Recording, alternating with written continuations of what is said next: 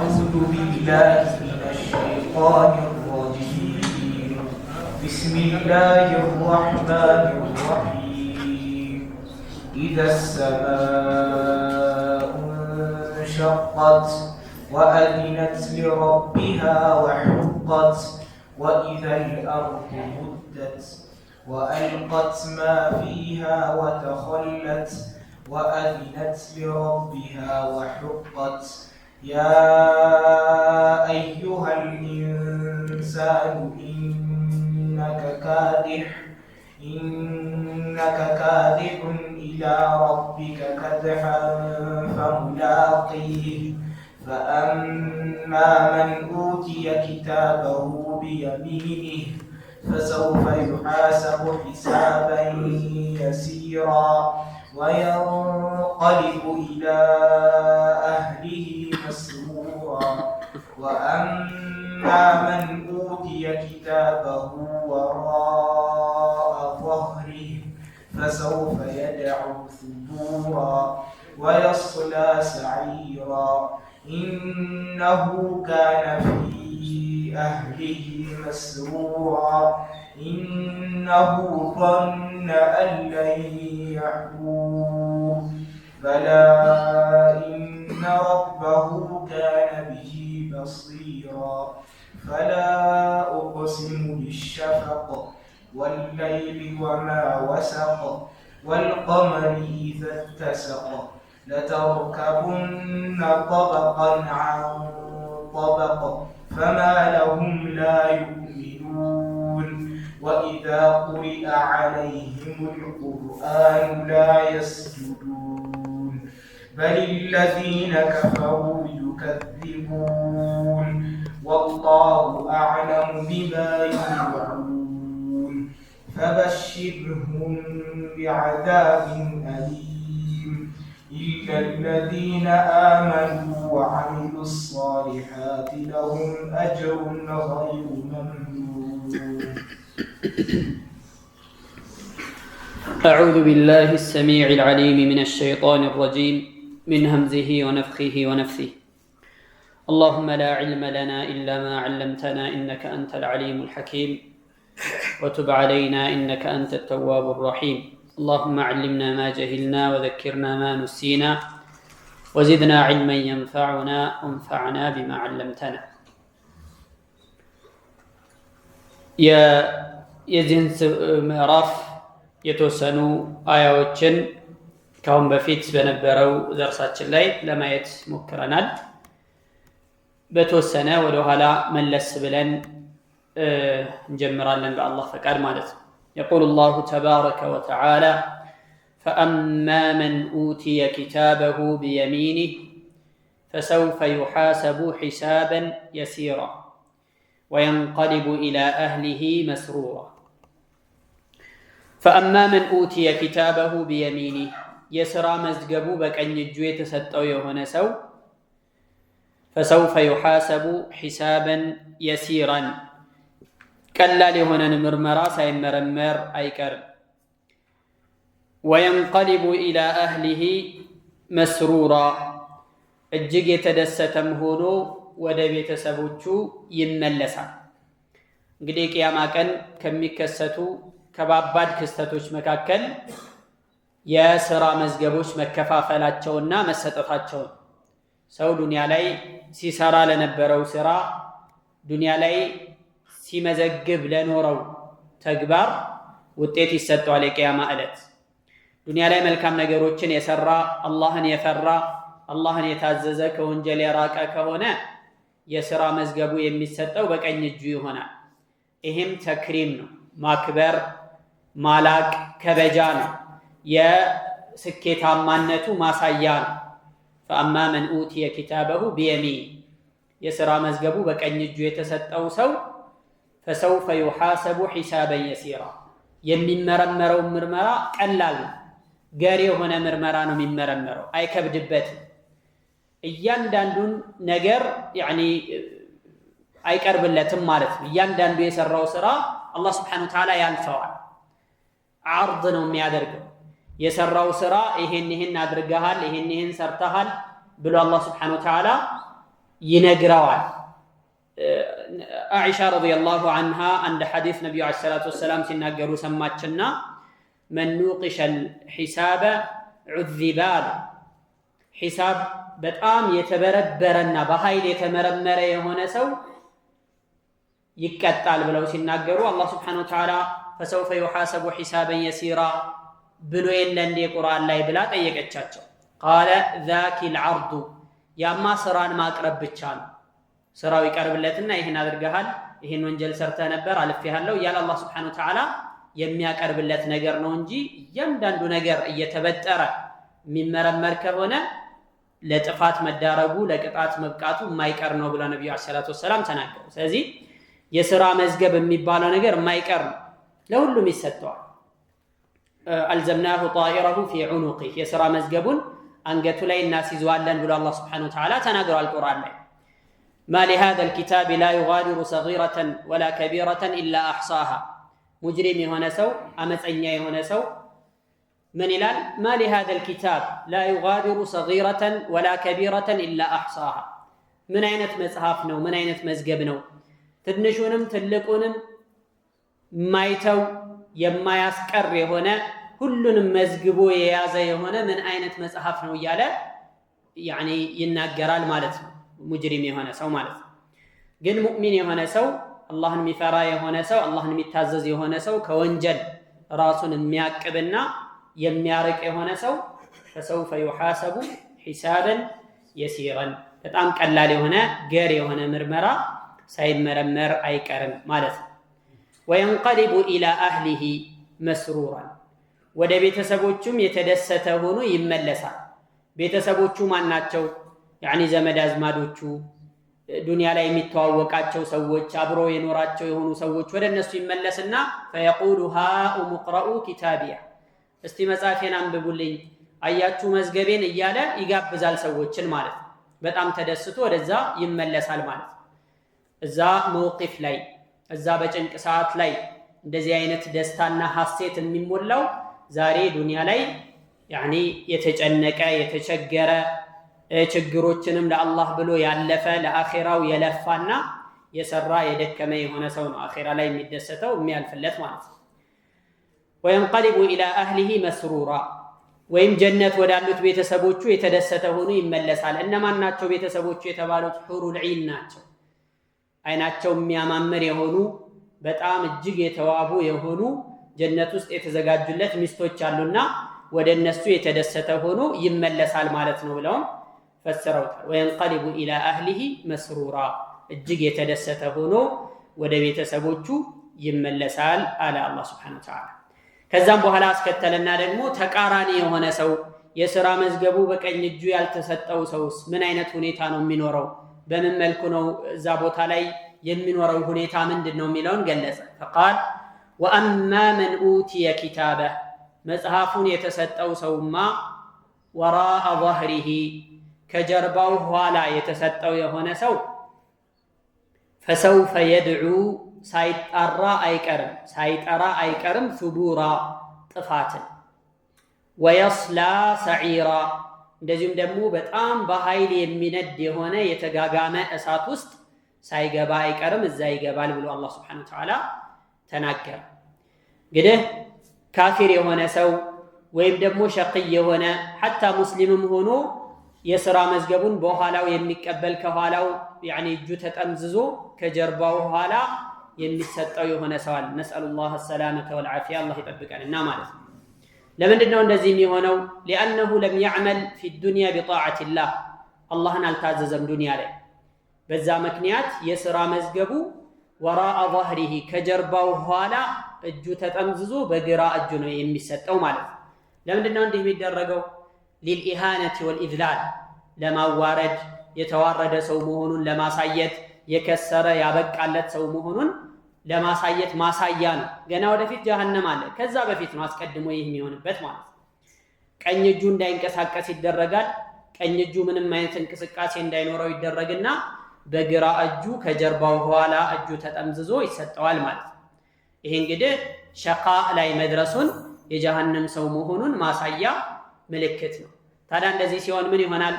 ፈሰውፈ የድዑ ሱቡራ ጥፋትን ይጣራል ወይ ጥፋቴ ይላል ይጸጸታል ያኒ يندم ويتحسر ይጸጸታል ይነድማል ግን ጊዜው የሚጠቅምበት ጊዜ አይደለም ጸጸት የሚጠቅምበት ሰዓት አይደለም ጸጸት የሚጠቅመው መቼ ነው ዱንያ ላይ ነው የሚጠቅመው ጸጸት የሚጠቅመው ዱንያ ላይ ነው እንደው ምን ይባላሉ لا تدعوا اليوم ثبورا واحدا وادعوا ثبورا كثيرا አንድ ጥፋት ብቻ አትጣሩ ይልቁንም እጅግ የበዛ ብዙ ጥፋቶችን ተጣሩ ምንም አይጠቅማችሁም ዋጋ የለውም ተብለው ይባላል ወይ ጥፋቴ ወይ ጸጸቴ ብሎ ቢል እጁን ቢነክስ ምን ቢያደርግ ምንም ዋጋ የለም ويوم يعض الظالم على يديه يقول يا ليتني اتخذت مع الرسول سبيلا በዛን ቀን ዛሊም የሆነ በዳይ የሆነ ሰው እጁን ይነክሳል አለ አላህ Subhanahu Wa Ta'ala እጁን የሚነክሰው ለምንድነው በጸጸት ምን ይላል يقول يا ليتني ወይምኞቴ እመኛለሁኝ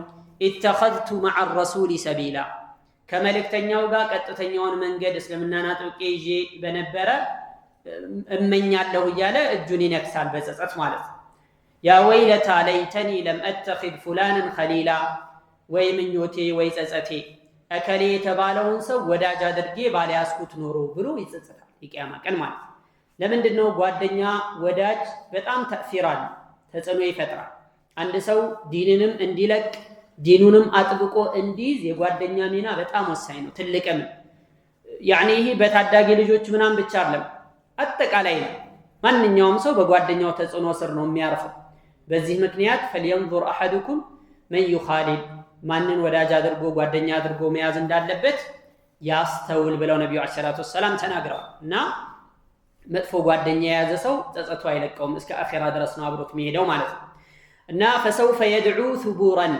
ጥፋትን ይጣራል ወይ ጥፋቴ ያለ ይጸጸታል ህመምንና ያኒ ጸጸትን የሚያመላክት የሆነ ቃል ደግሞ ደጋግሞ ይናገራል እንደውም በሞትኩኝ አፈር በሆንኩኝ ብሎም ይመኛል ግን ዋጋ የለም ምኞት ብቻ ይሄ ምኞቱ ምንም ያኒ ሊሳካ የማይችል ባዶ ምኞት ብቻ እንደውም አልፎ ተርፎ ወደ ዱንያ መመለስንም ይመኛል ወደ ዱንያ መልሱኝ ባካችሁን ወደ ዱንያ ያለይተና ንረዱ فنعمل غير الذي كنا نعمل ወደ ዱንያ አንድ ጊዜ እንደው ለአንድ ቀን ብቻ እንኳን ወደ ዱንያ ብንመለስ እድል ቢሰጠን ብለው ይመኛል فنعمل غير الذي كنا نعمل ስንሰራ ከነበረው ስራ የተሻለ መልካም ስራ ጥሩዎች መልካሞች እንድንሆን አንድ ቀን እንኳን ቢሆን ወደ ዱንያ እንመለስ ብለው ይመኛል ሱብሃንአላህ አላህ Subhanahu Wa Ta'ala ምን አለ ولو ردوا لعادوا لما نهوا عنه وانهم لكاذبون ውሸታሞች ናቸው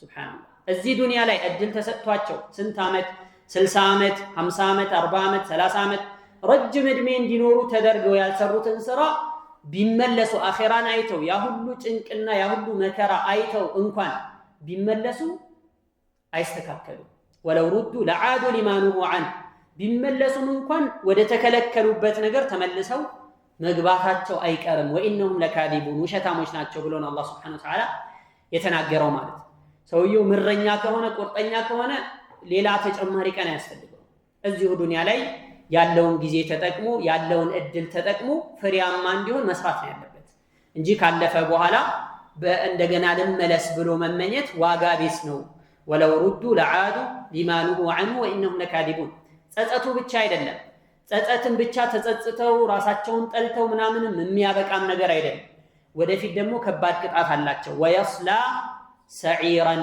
በጣም በኃይል የሚነድ የሆነ ነዲድ የሆነ እሳት ውስጥ ይገባል ያ እሳት ደግሞ እንደ ዱንያ ቀላል እሳት አይደለም እሳት የዱንያው ራሱ ቢሆን ቀላል አይደለም እርግጥ ግን የአኺራው በብዙ እጥፍ የከበደ የሆነ በፍጹም ለአንድ ሰዓትም ለአንድ ደቂቃም የማይጠፋ የማይቋረጥ የሆነ ቋሚ የሆነ እሳት ነው የሚጠብቃቸውና የሚገቡበት ማለት ነው ቅጣታቸውም ደግሞ እንዲነባበር አላህ Subhanahu Wa Ta'ala كلما نضجت جلودهم بدلناهم جلودا غيرها ليذوقوا العذاب ቆዳቸው በከሰመ ቁጥር በነዱ ያኒ በተለወጠ ቁጥር بدلناهم جلودا غيرها ሌላ እንደገና አዲስ ቆዳ ይወጣላቸዋል ለምን ليذوقوا العذاب ቅጣቱን እንዲቀምሱት እንዳይለምዱት ጭራሹንም ማለት ነው በዚህ አይነት መልኩ የማይቋረጥ የሆነ ቅጣት ይጠብቃቸዋል ብሎ አላህ Subhanahu Wa Ta'ala ተናገረ እና እነዚህ አንቀጾች መልካም የሆኑ ሰዎች የሚያገኙትና መጥፎ የሆኑ ሰዎች የሚደርስባቸውን በማን ምክንያት ነው የወረደው ሲባል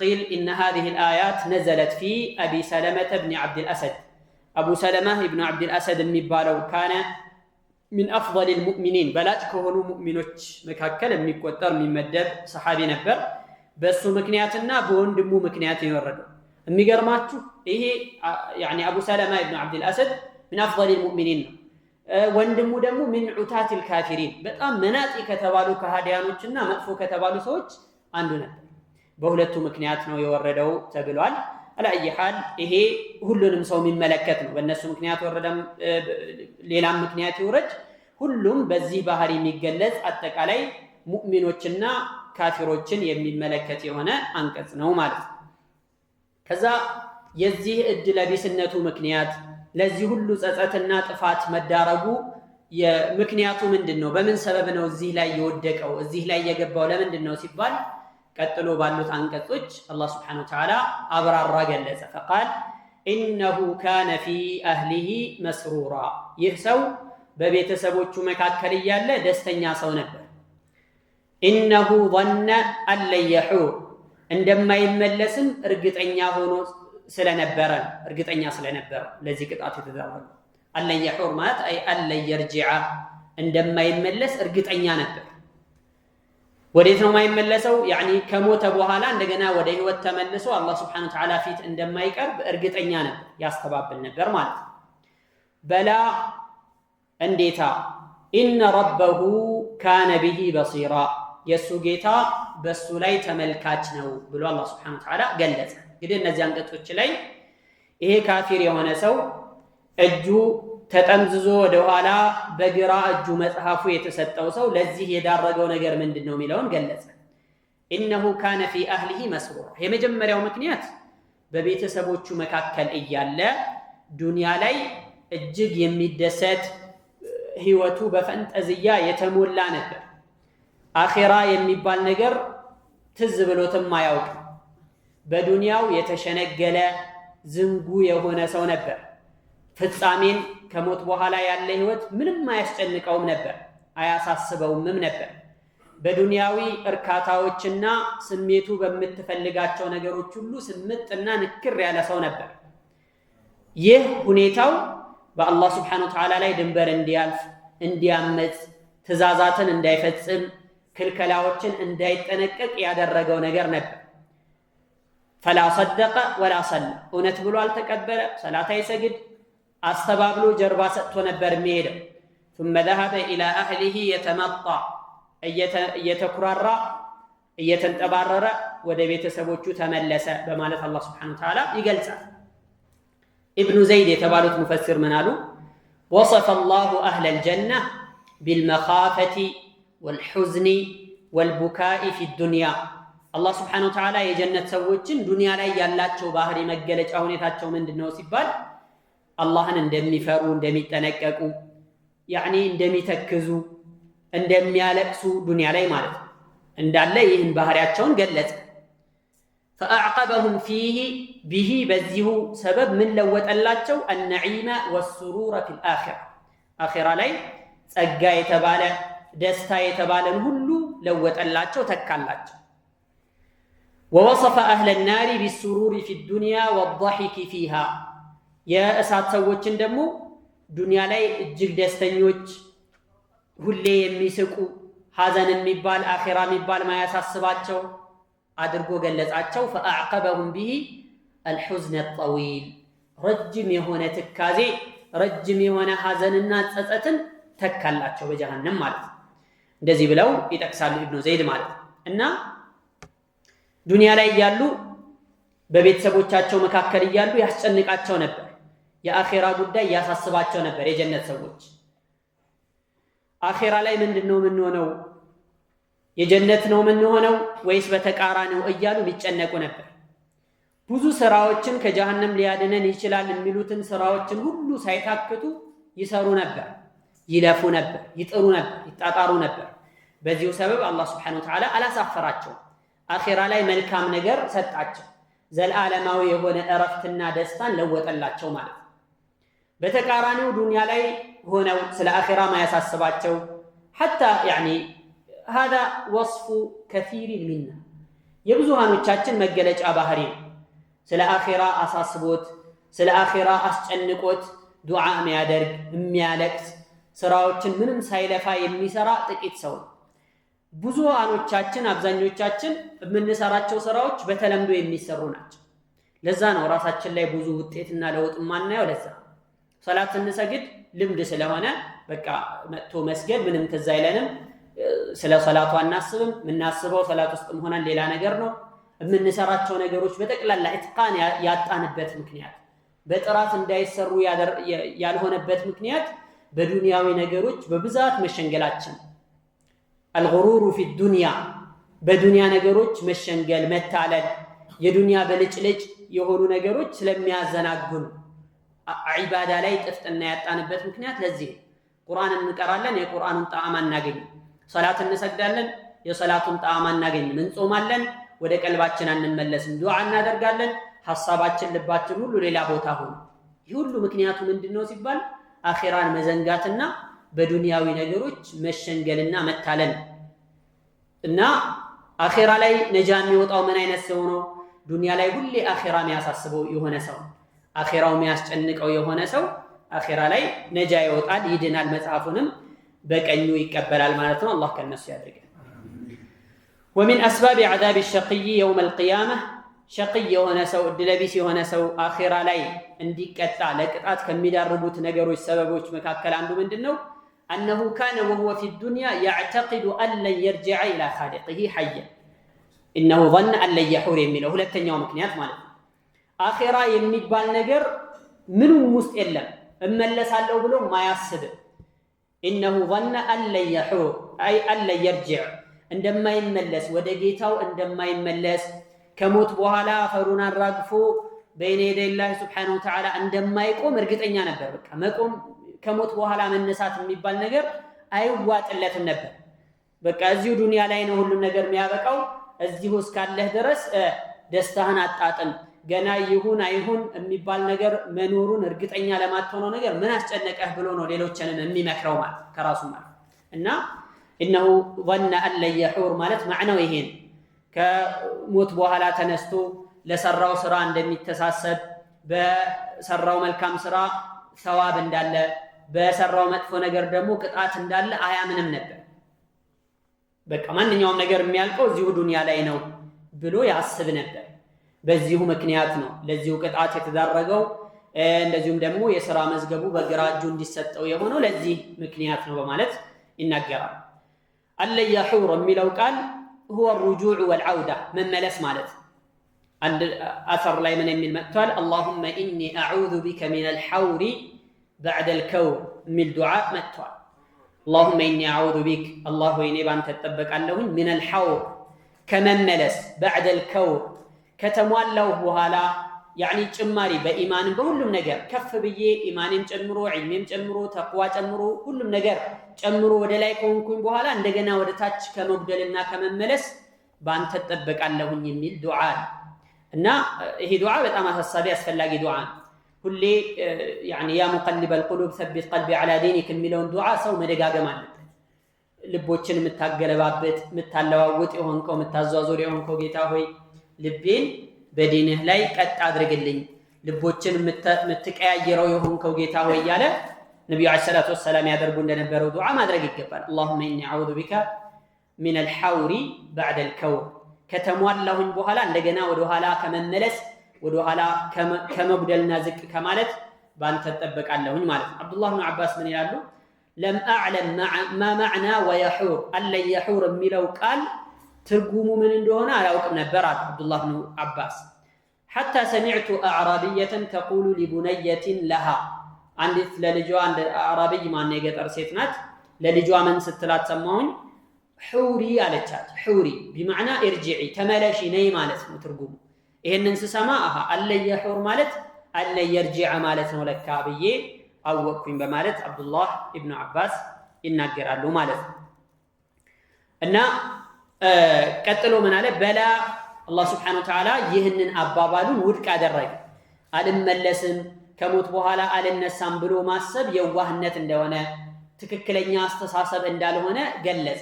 በላ أي ليس الأمر كما يزعم هذا الشقي إيه مناطي هنا سو الدلبيس هنا سو عندما يصبون عندما يجمتوا أيدلم على كسم على النسام وده هيوت على الملسم بلون عندما يصبوا أيدلم يلقونهم الله سبحانه وتعالى يملسوا وده هيوت عندنا داعم من يملس يادر جوال إن ربه كان به بصيرا يسوجيتا بسو تملكاتنا الله سبحانه وتعالى يزهين سو يندن الحركام سكنا يندن انكسكاسيونم مرغاتا ميادرغونم ما يادرغونم ميناغرونم ميامنونم مياسبونم كلንም ነገር الله سبحانه وتعالى ያውቃል ከሱ የሚደበቅበት ምንም ነገር የለም ሁኔታውን እንዳለ ይከታተላል ቦታውን ያውቃል ናገረውን የሚያደርገውን ይከታተላል ሙጠሊዕ ነው ያውቅበት ان الله لا يخفى عليه شيء في الارض ولا في السماء الله سبحانه وتعالى በሱ ላይ የሚሸሸግና የሚደበቅ ምንም ነገር የለም በመድርም ላይ ይሁን በሰማይ ውስጥም ይሁን የትም ቦታ ይሁን የት ከአላህ የሚጠፋና የሚደበቅ የሚሸሸግ ምንም ነገር የለም ማለት ربنا انك تعلم ما نخفي وما نعلن ጌታችን ሆይ አንተ እኛ ግልጽ የምናደርገውንም የምንደብቀውንም ነገር ታውቃለህ وما يخفى على الله من شيء في الارض ولا في السماء በአላህ ላይ የሚደበቅበት በመድር ውስጥም ይሁን በሰማይ ምንም ነገር የለም ብሎ አላህ Subhanahu Wa Ta'ala በሌሎች አንቀጾች ላይ እንደተናገረው ሁሉ ማለት እና አላህ የሰው ልጅ ፈጥሮ እንዲሁ ሳይታዘዝ ሳይከለከል ህግ ሳይኖረው ልቅ አድርጎ ሊተው يعني የሚታሰብ አይደለም اي لا يحسن ان يترك الله الانسان دون ان يأمره وينهى ፈጥሮት ያበቃ ልቅ አድርጎ ሊተው يعني ተገቢ ያልሆነ ነገር ነው አልተወምም ጭምር ማለት እና ከየተፈጠረለት ዓላማ ያንን ዓላማ አላህ Subhanahu Wa Ta'ala እንዲያሳካ የሰው ልጅ የሚያስፈልጉትን ነገሮች ሁሉ አሟልቶለት ዱንያ ላይ አኑሮታል ከዛ በኋላ ያንን ምን አደረስከው ብሎ የቂያማ ዕለት ደግሞ ይጠይቀዋል ማለት أفحسبتم أنما خلقناكم عبثا وأنكم إلينا لا ترجعون ታስባላችሁ ትገምታላችሁ أنما خلقناكم عبثا እና እኛ እናንተን የፈጠርናችሁ عبثا እንዲሁ ለጫዋታ ለቀልድ ነው ብላችሁ ታስባላችሁ وأنكم إلينا لا ترجعون እናንተም ወደኛ እንደማትመለሱ ትገምታላችሁ فتعالى الله الملك الحق እውነተኛ ንጉስ የሆነው አላህ Subhanahu Wa Ta'ala የላቀ ነው ይህንን ከማድረግ የሰው ልጅ يعني ዱንያ ላይ ሱደን እንደ በሃኢም እንደ እንስሳ ሳይታዘዝ ሳይከለከል እንደፈለገ ሆኖ ኑሮ የሚሞት ከሆነ እና ከሞት በኋላ ማይቀሰቀስ ከሆነ ፍትህም አይደለም ማለት እንዴት ማለት ጥሩ ዱንያ ላይ አላህን የሚታዘዝ አላህን የሚፈራ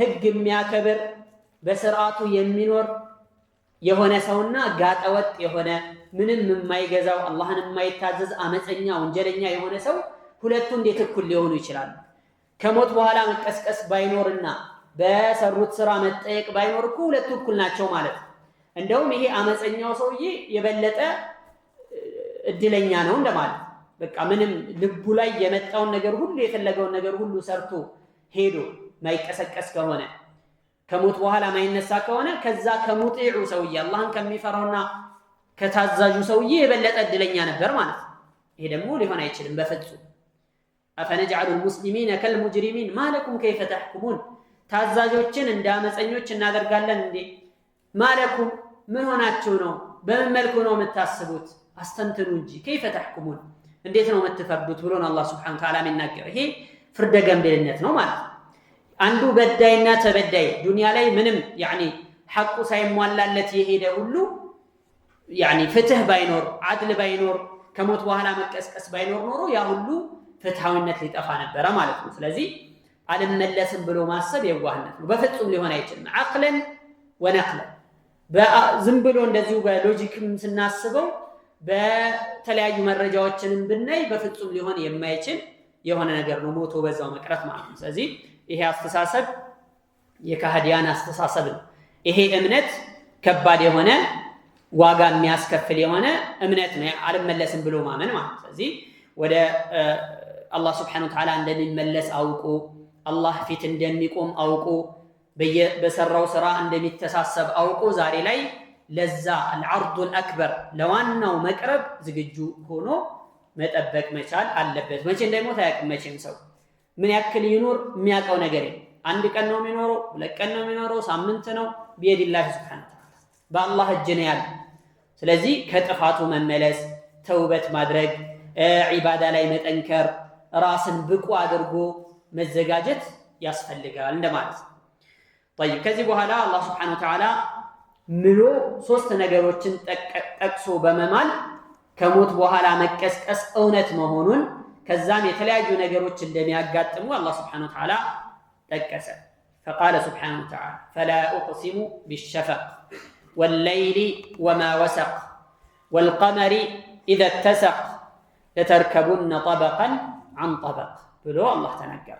فلا أقسم እምላለሁኝ بالشفق በወጋገን እምላለሁ والليل وما وسق በሌሊትና በሰበሰበው ነገር በጠቅላላ እምላለሁ والقمر إذا اتسق በጨረቃም በሞላ ጊዜ እምላለሁ ለተርከቡነ ጠበቀን عن ጠበቅ ከአንድ ሁኔታ ወደ ሌላ ሁኔታ ትሸጋገራላችሁ፣ ከአንዱ እርከን ወደ ሌላው እርከን ትሸጋገራላችሁ በማለት አላህ ሱብሓነሁ ወተዓላ ተናገረ። طيب فلا أقسم እምላለሁኝ እቺ ላ ያኒ ለተውኪድ የገባች ናት። ካሁን በፊትም አሳልፈናል።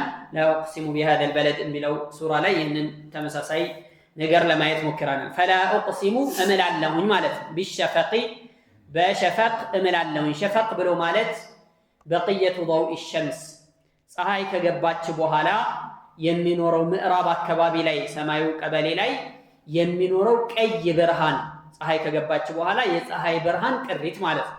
ያ ነው ሸፈቅ የሚባለው። በሱ እምላለሁኝ። ያ ጊዜ ማለት ቀኑ የሚጠናቀቅበትና ሌሊቱ የሚጀምርበት የሆነ ጊዜ ነው። በዛን ወቅት በዛን ጊዜ እምላለሁኝ ብሎ አላህ ሱብሓነሁ ወተዓላ ተናገረ።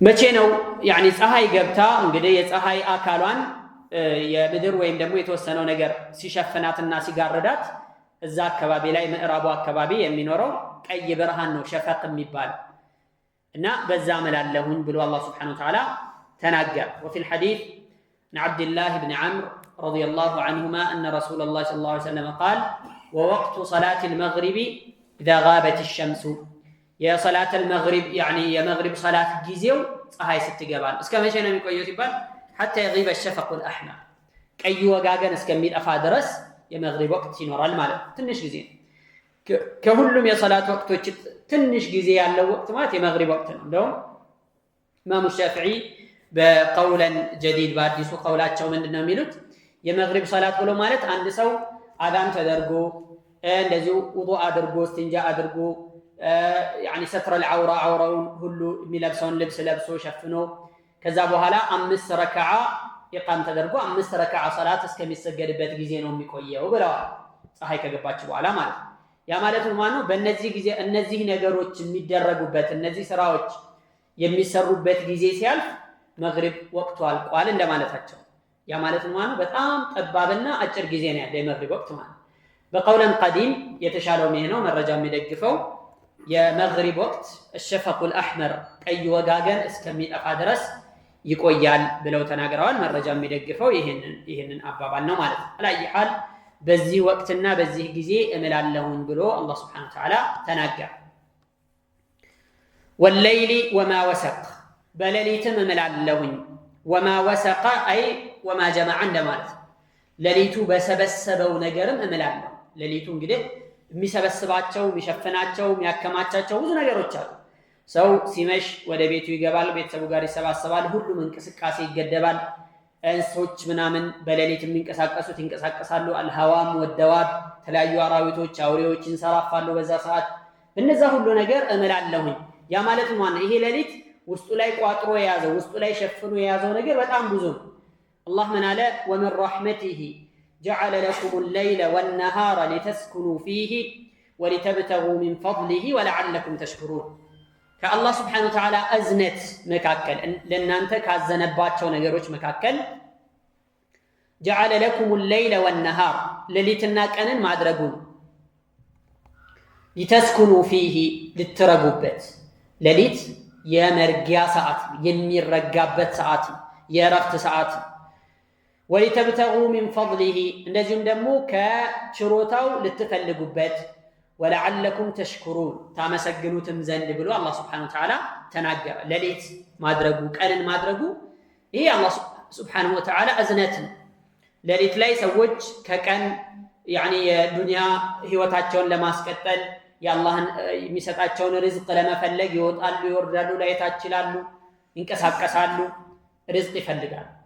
ሌሊቱን ደግሞ አረፍ የሚሉበት እረፍት የሚወስዱበት ጊዜ አላህ ሱብሓነሁ ወተዓላ አደረገላቸው። ይሄ የእሱ እዝነት መገለጫ ነው ማለት ነው። ሚን ረሕመቲላሂ ሱብሓነሁ ወተዓላ ይሄ የአላህ ሱብሓነሁ ወተዓላ ረሕመትና የእሱ እዝነት ነው። እዚህ ጋር አንድ ሙፈሲሩ ምን አሉ? ወመን ያዕኪሱ ሃዚሂ ሱነተ ልኢላሂያ ይሄንን የአምላክን የአላህን ሱብሓነሁ ወተዓላ ሱና መንገድ የሚቀይር ተቃራኒ የሚያደርግ ያማለት ነው። ሌሊቱን እንደ ቀኑን ደግሞ እንደ ሌሊት የሚጠቀመው ሰው ፈየጅዐሉ ለይለሁ ነሃረን ቢሰሃሪ ፊህ ሌሊቱን አረፍ ከማለት ይልቅ በተለያዩ ነገሮች እንዲሁ የሚያሳልፍ የሆነ ሰው ወነሃረሁ ለይለን ቢነውሚ ፊህ ቀኑን ደግሞ እንደ ሌሊት የሚያደርግ እንቅልፍ በመተኛት የሚያደርግ ሰው ወለው ካነ ذلك تحت الأضواء الكهربائية الكاشفة መብራት ፍንትው ያለ መብራት ምናምን እያለን ቢሆን فهو مخالف لمقتضى الفطرة ተፈጥሮን አላህ ሱብሓነሁ ወተዓላ ያስቀመጠውን ነገር የሚቃረንና የሚጻረር ተግባር ነው የሰራው በማለት ይናገራሉ። የግድ የሆኑ ነገሮች ካሉበት ስራ ያለበት ሰው ሊሆን ይችላል፣ ጥበቃ ሊሆን ይችላል፣ ሀገር ጠባቂ ሊሆን ይችላል። የመሳሰሉት ከሆነ ማዕዱር ነው፣ ምንም አይባልም፣ ማዕዱር ነው። ካልሆነ ግን ሌሊቱን አላህ ሱብሓነሁ ወተዓላ ባስቀመጠው ሱና መሰረት መሄድ አለበት። ሌሊት የተደረገው ማረፊያ ነው። የተለያዩ ነገሮችን በመጠቀም በተለይ ሶሻል ሚዲያ በተለይ ወጣቶች ላይ ሶሻል ሚዲያን በመጠቀም ሌሊቱን ሰሃር አድርጉ እንዲሁ ማሳለፍ ከባድ። ነብዩ አለይሂ ሰላቱ ወሰላም ካነ የክረሁ النوم قبل العشاء والحديث بعدها ከዒሻ በፊት ወሬ እንቅልፍ መተኛት ይጠሉ ነበር። ከዒሻ ሰላት በፊት ማለት ነው። እንቅልፍ መተኛት ይጠሉ ነበር። والحديث بعدها ከዒሻ በኋላ ደግሞ ወሬ ማውራት ይጠሉ ነበር። በቃ ከዒሻ በኋላ ቶሎ ወደ መኝታ መሄድ የተሻለ መልካም ነገር ነው። ለምን ሰው በጊዜ ከተኛ እንደው ሌሊት ተነስቶ ሰላተል ለይል ባይሰግድ እንኳን ፈጅርን የሱብሒ ሰላትን በሰዓቱ መስገድ ይችላል። ካልሆነ የሱብሒ ሰላትን በሚያመልጠውና በሚያስመልጥ መልኩ እንደሚያመልጠው እያወቀ ሌሊቱን ገፍቶ መተኛት ሐራም ነው። ይሄን በደንብ ያዙ። ከዛ በኋላ በእንቅልፍ ምክንያት እንቅልፍ አመለጠኝና እንቅልፍ አሸነፈኝና ምናምን ብሎ ሱብሒን ማስመለጥ ወንጀል ነው። ልብ በሉ። ብዙዎቻችን የወደቅንበት ነገር ስለሆነ በተለይ ወጣቶች ላይ በተለይ ሶሻል ሚዲያ የሚባል ነገር ከመጣ በኋላ ብዙ ሰው ሌሊቱን አብዛኛውን ጊዜ የሚያሳልፈው ማይረባ ቂለ ወቃል ሐራም ነገር ካልሰራ ምናልባት ሐራም ነገር ላይ አላህ የከለከለውን ሐራም የሆነ አስወሩል ኸሊዓ ሐራም የሆኑ ፎቶዎችን በማየት ምስሎችን በማየት ሊያሳልፍ ይችላል። ያ በጣም የሚያስጠይቅ የሆነ ሐራም የሆነ ከአላህ ሱብሓነሁ ወተዓላ የሚያራርቅ የሆነ ከባድ ወንጀል። ሱብሒ ማሳለፍ የሚጨመርበት ከሆነ ደግሞ ኢስሙን ዐላ ኢስም ሌላ ከባድ ወንጀል ሰርቷል ማለት። ሰው ሱብሒ ሰላት እንዳያልፍበት ፀሐይ ከመውጣቱ በፊት እንዲሰግድ ማድረግ ያለበትን ሁሉ ማድረግ አለበት። የሚቀሰቅሰው ሰው ካለ እንዲቀሰቅሰው መንገር፣ አላርም መሙላት ካለበት መሙላት ነው እንጂ ልምድ ተደርጎ ከእንቅልፉ ሲነሳ 2 ሰዓት 3 ሰዓት ላይ ሱብሒ የሚሰግድ ከሆነ ሐራም የሆነ ነገር እየሰራ ነው። ሌሊቱን አስረዝሙ ማቆየት ክልክል ይሆንበታል፣ ሐራም ይሆንበታል ማለት ለምን ሱብሒ ሊያሳልፍ ስለሆነ ማለት እና ወደ ሐራም የሚያደርስ ነገር ዋጅብን ወደ መተው የሚያደርስ ነገር መስራት ሐራም ነው፣ የተከለከለ ነው። ወለይሊ በሌሊት እምላለሁኝ ብሎ አላህ ሱብሓነሁ ወተዓላ ተናገረ።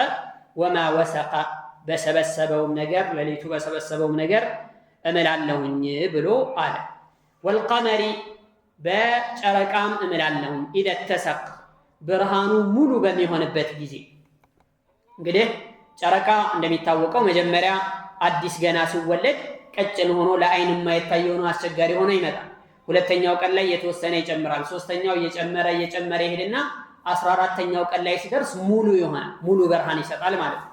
በዚያን ጊዜ እምላለሁኝ ብሎ አላህ ሱብሓነሁ ወተዓላ ተናገረ። አይ ኢዘ እጅተመዐ ኑሩሁ ወተካመለ ፊ ሌይለቲ ራቢዐተ ዐሽረተ 14ኛው ሌሊት ላይ ማለት ነው። የዛኔ በድር ይባላል። ይሄ ጨረቃ በድር የሚባል ስም ይሰጠዋል ማለት ነው። በድረን ሳጢዐን ቀድ እምተለዐ ኑረን ወዝዳደ ነፍዐን ወፋኢደተን ሙሉ ብርሃን የሚሰጥ ሌሊቱን ሙሉ የሚቆይ ሆኖ ይመጣል። እዚህ ጋር ምን ይላሉ?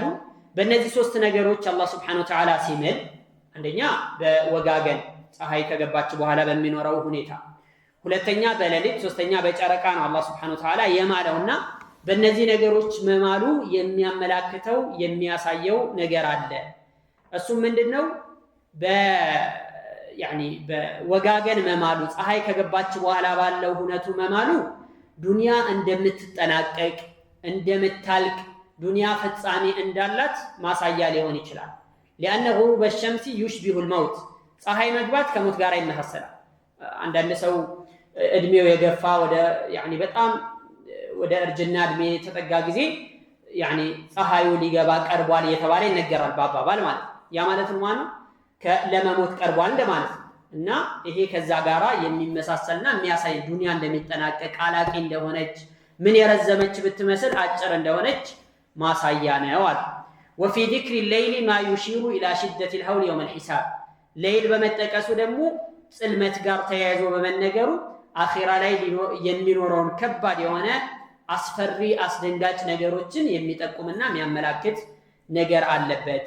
وفي ذكر القمر ጨረቃ ደግሞ እንደዚህ ሙልት ብላ ተብሎ በመጠቀሱ ደግሞ ما يشير الى حصول الرحمه للمؤمنين ለሙእሚኖች የአላህ እዝነት እንደሚደርስላቸው መልካም ነገር እንደሚጠብቃቸውና መልካም ነገሮችን እንደሚያገኙ ማሳያ ሊሆን ይችላል በማለት በዚህ መልኩ ይጠቅሳሉ ማለት ነው።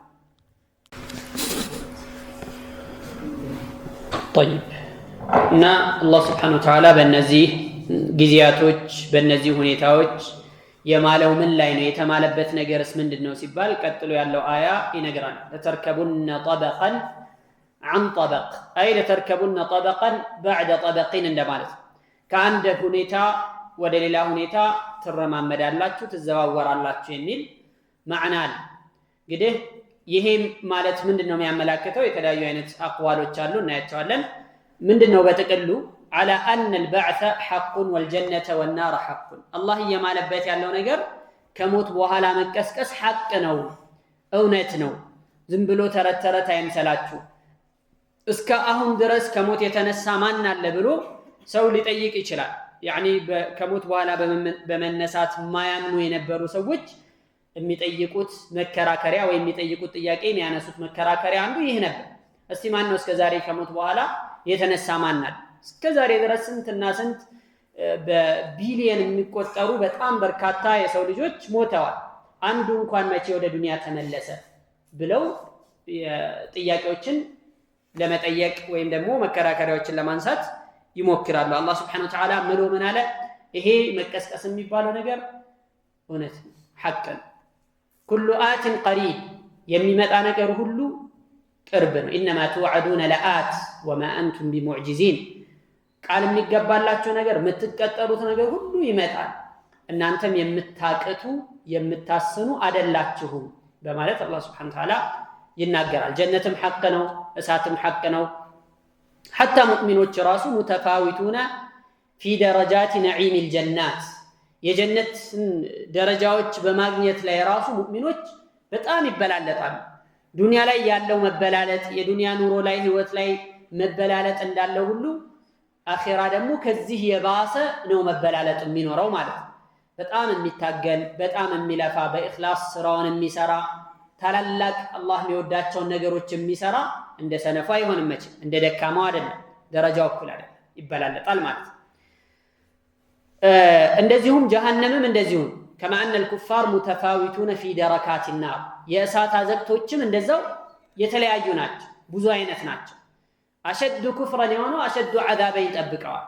ኩፍሩ በጣም የበረታ የሆነ በጣም አመፀኛ የሆነ አላህን Subhanahu Wa Ta'ala የሚወነጅል የሆነ ሰው ሁሉ የሚገባበት ቅጣት እንደዛው የተለያየ ደረካት ብዙ አዘቅቶች አሉ ማለት ነው።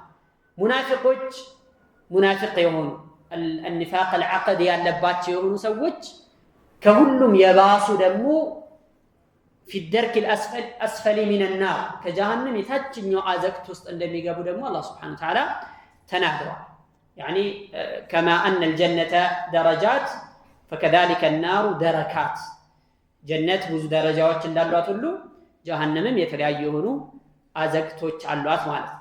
እና ለተርከቡነ ጠበቀን عن ጠበቅ የሚለው ከአንድ ሁኔታ ወደ ሌላ ሁኔታ ትሸጋገራላችሁ። ዱንያም ላይ አኺራም ላይ እንደዚህ ነው። አኺራ ላይ ከቀብር መነሳት፣ ለያኒ ማህሸር ላይ መገኘት፣ መጽሐፎችን መቀበል፣ ሒሳብ መተሳሰብ፣ ሲራጥ ላይ መሻገር፣ ከዛ በኋላ ኢማ ኢላ ጀና ነስአሉላህ አን ይወፊቀና ኢያሃ ወኢማ ኢላ النار ነስአሉላህ አን ይጀንበናሃ። አላህ ሱብሓነሁ ወተዓላ የጀነት ያድርገና ወይ ጀነት ወይ ጀሃነም እንደሚጠብቀው ነው የሚናገረው። ተርከቡነ ጠበቀን عن ጠበቅ የሚለው ይሄንን ነው ማለት ነው። ጠበቅ የሚለው በሌላ መልኩም የተተረጎመበት ሁኔታ አለ። ተርከቡነ ጠበቀን عن ጠበቅ ማለት እዚሁ ዱንያ ላይ ያለው የሰው አፈጣጠር ሂደትም ይህንን ሊያመላክት ይችላል ብለው ይገልጻሉ። ሰው መጀመሪያ እዚህ ግባ የማይባል ደካማ የሆነ የፍትወት ጠብታ መንይ ነበር። ከዛ በኋላ ወደ ደምነት ይቀየራል። ከዛ በኋላ ቁራጭ ስጋ ይሆናል። ከዛ በኋላ እንደዚሁ ሩህ ይነዛበትና ሩህ ይዘራበትና በሂደት ማነው እጁ ይበቅላል፣ አይኑ ይከፈታል፣ ጆሮ እንደዚህ ያለ በሂደት ያድጋል። ከዛ ይወለዳል። ከተወለደ በኋላ እንደገና የተለያዩ እርከኖችን ያልፋል፣ ብዙ ሂደቶችን ይሄዳል። ከዛ በኋላ ያኒ በእግሩ መራመድ እየወደቀ እየተነሳ መራመድ ይጀምራል። ከዛ በኋላ ዱብ ዱብ እያለ መሮጥ ይጀምራል። እንደዚህ እያለ እስከሚሞት ድረስ ሁኔታዎች ይቀጥላሉ ማለት። ታዲያ እነዚህን ሁሉ ሁኔታዎች ሲያልፍ በሱ ፍላጎት የሚያደርገው የማያደርገው ይሁን የሚያደርገው ምንም ነገር የለም። ያኒ ገና ሲፈጠር ጀምሮ ያለው ዱንያ ላይ ቆይታው በጠቅላላ በአላህ Subhanahu Wa Ta'ala እጅ ነው ተሰሩፍ የሚሆን። አላህ Subhanahu Wa Ta'ala በፈቀደው መልኩ ብቻና ብቻ ነው የሚሄደው።